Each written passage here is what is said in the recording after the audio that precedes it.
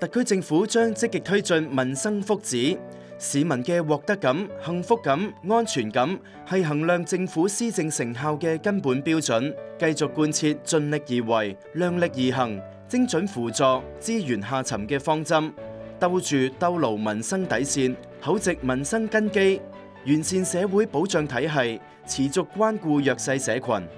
優化人口政策，積極應對少子化，持續完善長者服務，維護婦女兒童權益，保障本地居民優先就業，完善外地僱員審批制度，提高醫療服務水平，支持非牟利同私營醫療機構發展，促進市民身心健康，